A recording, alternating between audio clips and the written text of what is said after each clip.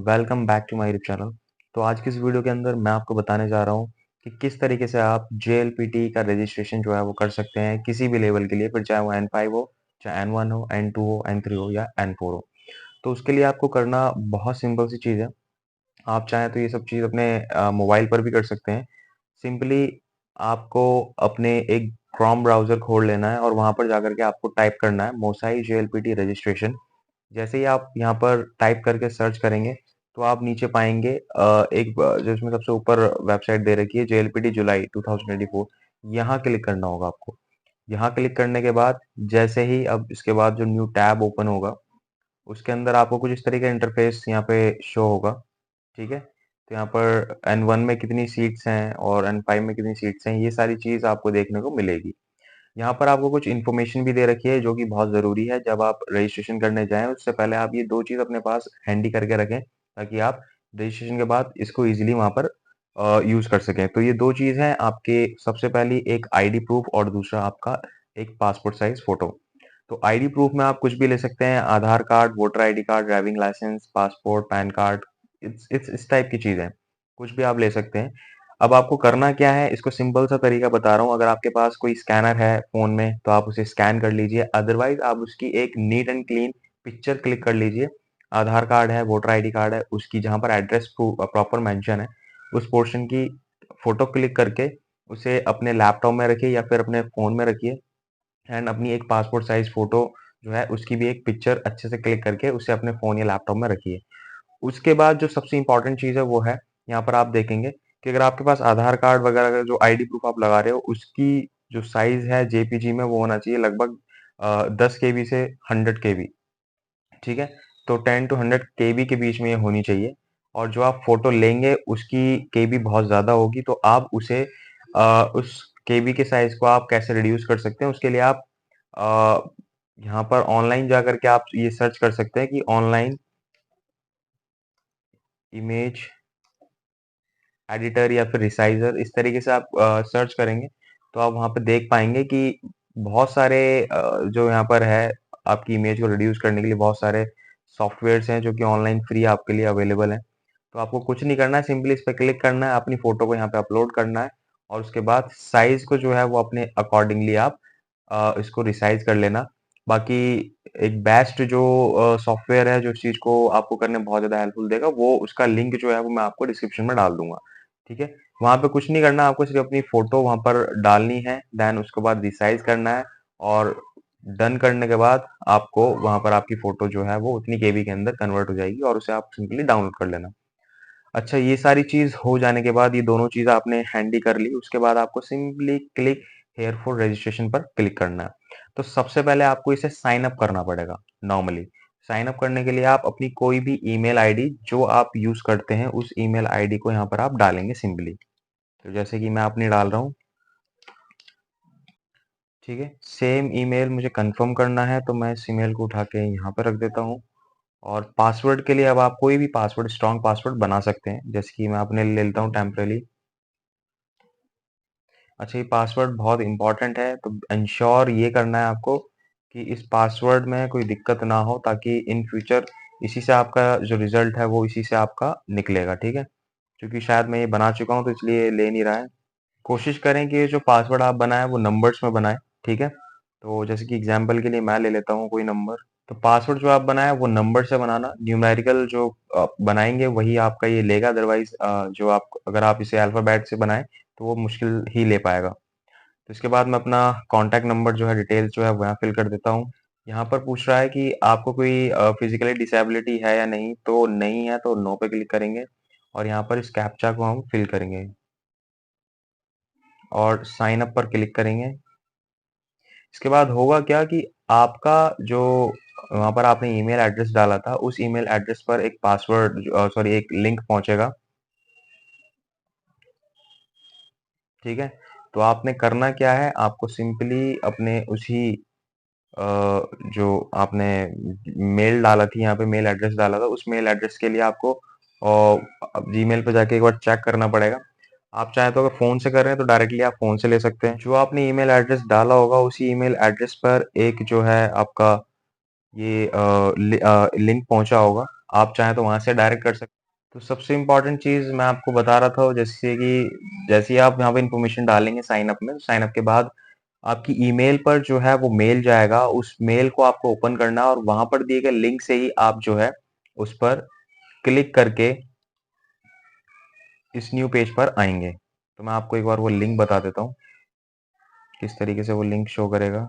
इस लिंक पर आपको सिंपली क्लिक करना है और ये आपको वहीं ले जाएगा जापान फाउंडेशन की वेबसाइट पर। यहाँ पर आप इसे लॉगिन करेंगे और पासवर्ड डालेंगे।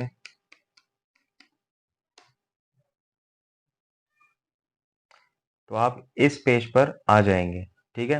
वेलकम टू मोसाई JLPT portal, this is your personalised dashboard. तो यहाँ पर आपको अप्लाई एंड अपडेट नाउ पर क्लिक करना है। सिंपली आपको जो भी लेवल के लिए अप्लाई करना है, यहाँ से वो लेवल सिलेक्ट करिएगा। जैसे एग्जांपल कि N5 के लिए अगर आप कर रहे हैं, तो N5 के लिए क्लिक करिएगा। फर्स्ट नेम आपका जो भी नाम है, वो आप यहाँ पर डालिए, ठीक है? एंड फुल नेम सॉरी, जो भी आपका नाम है पूरा डालिए। मेल फीमेल जो भी यहाँ पे सिलेक्ट करें, आपका जो कॉन्टैक्ट नंबर होगा, कॉन्टैक्ट नंबर वो यहाँ आएगा और उसके बाद आपकी डेट ऑफ बर्थ, जो भी आपकी डेट ऑफ बर्थ है अकॉर्डिंगली उसके आप फिल करोगे, ठीक है? एंड इसके बाद हम बात करें 1998, तो ये मेरी डेट ऑफ बर्थ होगी। इसके बाद नेटिव लैंग्वेज में हिंदी एंड यहाँ पर आपका प्रॉपर एड्रेस आएगा, जो भी आपको एड्रेस फिल करना है से। और इसके बाद हम बात करें सिटी, तो सिटी में आपको दिल्ली डालना है। स्टेट ये भी आपका दिल्ली ही आएगा और कंट्री में आपको डालना है इंडिया, तो आपको इंडिया इस तरीके से सिलेक्ट कर लेना है। पिन कोड आप डाल सकते हैं यहाँ पर इस तरीके से। टेलीफोन नंबर अगर है तो डाल सकते हैं, वरना फोन नंबर ही यहाँ पर आप दोबारा रिपीट कर सकते हैं। आईडी प्रूफ में आप क्या ले रहे हैं, आधार कार्ड, तो आधार कार्ड डालना है। अब आधार कार्ड का नंबर जो है वो यहाँ पर आपको फिल करना पड़ेगा, जो भी नंबर है, ठीक है, इस तरीके से। एंड अगर वो वेरीफाई होगा तो ये अब इसको एक्सेप्ट कर लेगा, नंबर सही होना चाहिए। देन आईडी प्रूफ जो भी आप डाल रहे हैं ना, तो जो हमने उसकी फोटो जो इमेज रिसाइज करके रख रखी थी, उस छोटी फोटो को जो 100 केबी के अंदर करी थी, उसको वहां से उठा करके आप यहाँ पर अपलोड कर देंगे, ठीक है? अपलोड हो जाएगा सक्सेसफुली। उसके बाद आपको यहाँ पर अपनी कैंडिडेचर के लिए अपनी फोटो लेनी है, सिलेक्ट करनी है और उस फोटो को भी यहाँ पर अपलोड कर देंगे। ये वही फोटोज हैं जो मैंने आपसे पहले ही कहा था, इसको आप हैंडी करके रख लीजिएगा, ठीक है? इतना करने के बाद आपको यहाँ पे कुछ क्वेश्चंस के जवाब देने हैं। Institute where you are studying और स्टडी जापानीज, जहाँ से आपने जापानीज पढ़ी है, या फिर कोई ऐसा इंस्टीट्यूट है या कॉलेज है जहाँ से आपने पढ़ी, तो उसका नाम लिख दो, ठीक है? अब नहीं है तो कुछ भी आप डाल सकते हो, लाइक एग्जाम्पल की बहुत सारे इंस्टीट्यूट है, आप किसी का नाम डाल सकते हैं यहाँ पे। इसके बाद चूज यहाँ पर one from the list, place of learning Japanese, आप जापानीज कहाँ से सीख रहे हो, तो जैसे कि यहाँ पर है learning Japanese at same other educational institute such as foreign language school, आप इसको यहाँ पर क्लिक कर लीजिएगा। फिर reason for taking this exam, इसका रीजन क्या है इस एग्जाम को देने के लिए, तो मैंने जैसे यहाँ पे फिल किया है useful for work or will be useful in order to attain employment, secure salary increase and promotion on country। इस पे क्लिक कर सकते हैं। ऑक्यूपेशन में आप एम्प्लॉय हैं तो एम्प्लॉय, अदर हैं तो अदर पे क्लिक कर सकते हैं, या स्टूडेंट है तो स्टूडेंट। ऑक्यूपेशनल डिटेल्स में आप फिल करेंगे like using Japanese while working as Japanese language teacher at educational institute, तो यहाँ पर आपको अप्रोप्रिएट जो भी आपको सही लगे अपने अकॉर्डिंग आप फिल कर दीजिएगा। जैसे कि मैं यहाँ पे कर रहा हूँ using Japanese at a job other than 1 through 4, तो मैं इस फिफ्थ वाले ऑप्शन पे क्लिक कर लेता हूँ। अब यहाँ पे कुछ क्वेश्चन पूछा गया है, media via which you come into contact with Japanese language, वो कौन सा माध्यम था जिसके थ्रू आप जापानीज के कांटेक्ट में आए। तो सपोज मैं मान लेता हूँ टीवी न्यूज़ या फिर मांगा या न्यूज़पेपर या एनिमेशन, जो भी आप चाहें उस पर क्लिक कर सकते हैं। अब इसमें आपको कुछ नहीं करना, इसमें आपको बताना है कि आप किस किस पर्सन से लाइक जापानीज की यूज़ करते हो, विद टीचर स्पीकिंग करते हो, लिसनिंग करते हो, रीडिंग करते हो। जब आप जापानीज पढ़ रहे हो तो ये सब चीज़ें ही करते हो। फ्रेंड के साथ आप लिसनिंग करते हो, स्पीकिंग कर रहे हो, ठीक है? फैमिली के साथ आप कभी-कभार स्पीकिंग करते हो, सुपरवाइज़र के साथ आप कभी-कभार लिसनिंग कर लेते हो, स्पीकिंग कर लेते हो, रीडिंग, राइटिंग हो जाती है। कलीग के साथ आपकी ये सब चीज़ें हो जाती हैं, ठीक है। एंड विद कस्टमर तो आप स्पीकर मतलब जापानीज कस्टमर से कभी बात करो तो स्पीकिंग, लिसनिंग, रीडिंग, राइटिंग सभी चीज़ होती है। ये सब चीज़ क्लिक करने के बाद यहाँ पर आपको बताना है आपका कौन सा लेवल है, N5 लेवल है। और एक चीज़ और, जैसे N1 time one time can not be blank, तो यहाँ पर आपको सब में 0 फिल कर देना ताकि आपका ये आगे प्रोसीड होने दें। अगर जब तक आप इसे फिल नहीं करोगे तो ये शायद आपको फिल आगे मूव नहीं होने देगा। आप करने जा रहे हो तो इस पे आप सबमिट करोगे सिंपली। तो यहाँ पर चूंकि यहाँ पर मैंने फोटोज अपने ऐड नहीं करे, इस वजह से ये आगे मूव नहीं कर रहा। सबमिट करोगे, बहुत ज्यादा जरूरी है कि आप अपनी डिटेल्स को यहाँ पे चेक करें अच्छे से कि डिटेल्स तो कुछ गलत नहीं है, क्योंकि एक बार गलत डिटेल्स आपने फिल कर दी तो उसको ठीक करने में आपको काफी टाइम लग सकता है। आप एक बार इंश्योर करें कि आपने जो डिटेल्स फिल करी है वो सही है कि नहीं।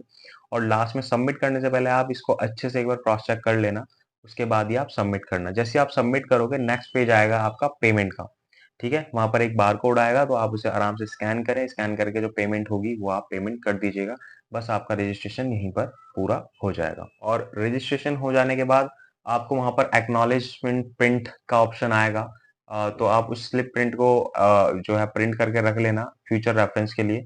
ठीक है, और इतना करने के बाद आपका रजिस्ट्रेशन का जो प्रोसेस है पूरा फिनिश हो जाएगा। एंड जब आपका एग्जाम क्लियर होगा जुलाई से पहले, तो लास्ट मंथ यानी कि जून के लगभग उसका जो आपका एडमिट कार्ड है वो आएगा। तो आप सिंपली एडमिट कार्ड यहीं से इसी पोर्टल से जो है अपना पासवर्ड और ईमेल आईडी डाल करके डाउनलोड कर सकेंगे। ठीक है, तो आज की इस वीडियो में मेरी तरफ से सिर्फ इतना ही था। उम्मीद करता हूँ वीडियो आपको पसंद आई होगी। वीडियो पसंद आई हो तो वीडियो को लाइक जरूर कर दीजिएगा। चैनल को सब्सक्राइब करना बिल्कुल मत भूलिएगा। मिलते हैं आगे की वीडियोस में इसी तरीके कुछ इंटरेस्टिंग और इन्फॉर्मेटिव वीडियो के साथ।